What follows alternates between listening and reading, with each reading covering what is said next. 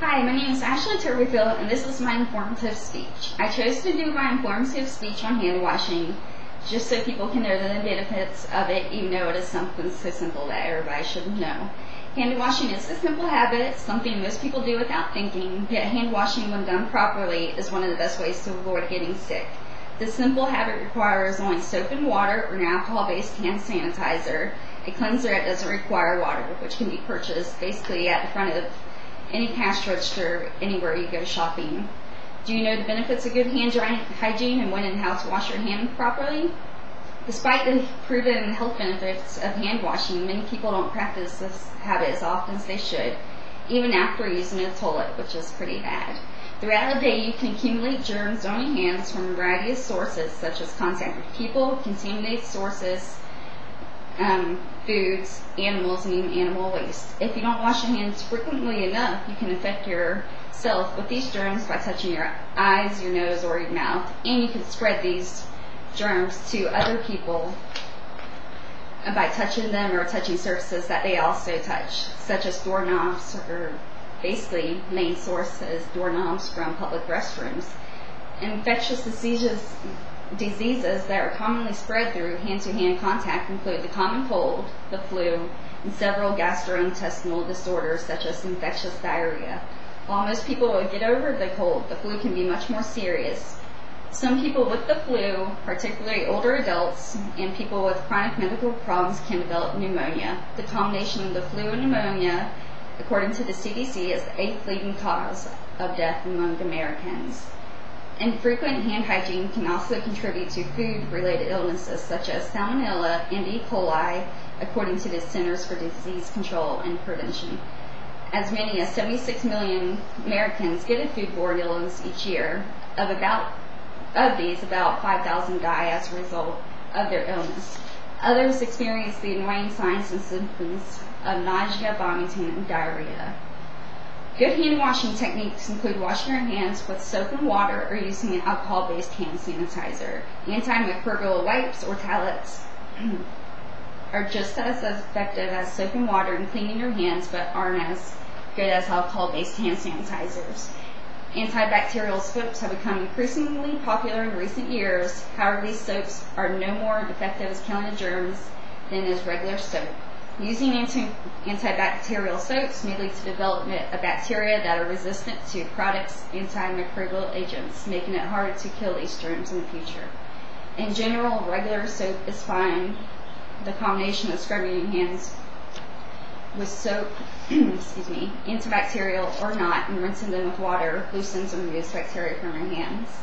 Proper hand washing with soap and water. Basically, what you should do is wet your hands with running warm water, and apply liquid soap or use clean bar soap. You should lather rail and rub your hands vigorously together for about 15 to 20 seconds. Basically, you scrub all surfaces of your hands. You go back and forth, do your wrist, between your fingers, and you get underneath your fingernails. And you do this with good friction for a matter of about 15 to 20 seconds. 20 seconds being a little bit more reasonable.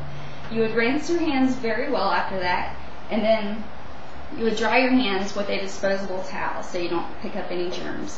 And with this disposable towel, you would turn off the faucet, and also, if you're in a public restroom, use this to open up the bathroom door.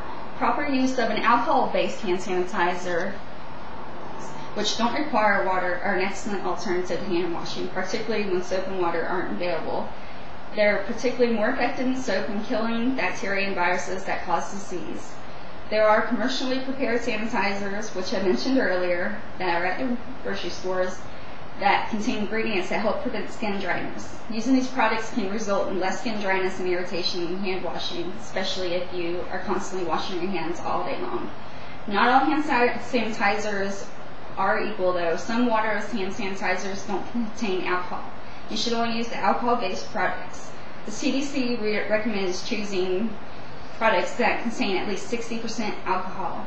To use an alcohol-based hand sanitizer, you should at least place about half teaspoon or a dime size of the product in your hand and rub your hands together, covering all surfaces until they are dry, technically doing the same thing that you do when you wash your hands with soap and water. Now, when should you wash your hands? Although it's impossible to keep your hands bare your bare hands germ-free, there are at times when it's critical to wash your hands to limit the transfer of bacteria and viruses to other microbes. You should always wash your hands after using the toilet, which is something that many people I've seen do not do. You should wash your hands after changing a diaper, and also wash the diaper wearer's hands too, leading from babies to adults. Also, touching animals or animal waste. Before and after preparing food, especially before and after immediately after handling raw meat, poultry, or fish. Before eating, after blowing your nose, after coughing and sneezing in your hand, which can be easy for you to transmit to other people when shaking hands, or before and after treating wounds or cuts, before and after touching a sick or injured person, after handling garbage, or before or after inserting contact lenses. When using public restrooms, such as those in airports, train stations, and bus stations, and restaurants, you should also wash your hands.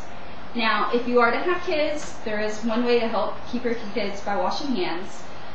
You can avoid them from getting sick by insisting that they wash their hands properly and frequently. To get kids into the habit, teach by example. Wash your hands with your children and supervise their hand washing. Place hand washing reminders at children's eye level, such as chart by the bathroom sink for children to mark every time they wash their hands. Make sure the sink is low enough for the child to reach, or that has a stool so that children can reach it. A good way to get the children to wash their hands for the 15 to 20 seconds is to have them sing their ABCs or the Row Your Boat song or a happy birthday song, which that will get them excited and washing their hands, and they'll generally do it a little bit longer than expected. And this works especially well with the younger children who may be in a rush just to put their hands under the water for 2 seconds and then run away. Older children and adolescents can also use alcohol-based hand sanitizers.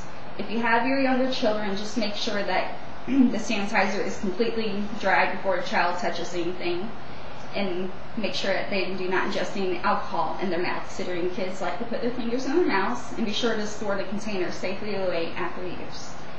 Hand washing is especially important for children who attend child care. Children younger than 3 years old in child care are at greater risk for respiratory and gastrointestinal diseases, which can easily spread from family members to other people in the community. To protect your child's health, be sure your child and care provider promotes sound hygiene, including frequent hand washing or use of alcohol-based hand sanitizers. Ask whether the children are required to wash their hands several times a day, and not just before meals too. And also whether diapering areas are cleaned after each use, and whether eating and diapering areas are separated well. As we've seen on news reports, these places tend to not be so great at this upkeepings. Also, a simple way just to stay healthy is just hand washing. It doesn't take much time, but it does offer great rewards into your health. And adopting this simple health habit can play a major role in protecting your health. And I also have a few handouts that my audience has. One is just a picture of a hand that's under a microscope that shows different kinds of organisms, which you might not be able to see on here.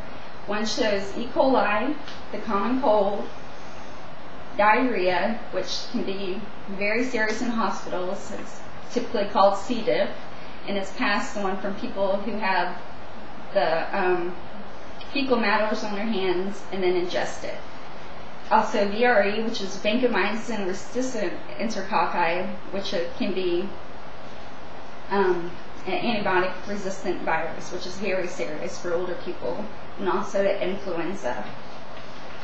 And right here is also something. It is a culture plate showing the growth of germs 24 hours after a nurse placed her hand on the plate, which, as you can see, there are tons of germs on here, and that can be very unsafe for the nurse and her patients as well. So remember, just a little soap, a little water, and disposable paper towel can help you prevent yourself from getting sick and prevent others in your household, especially your family members, from getting sick. And I'd like to thank you for taking the time to listen to this speech about washing hands, and I hope that you would take the time to do this. And now I would like to show you my audience, just one member today. That is my sister Jennifer. Hi, and thank you very much.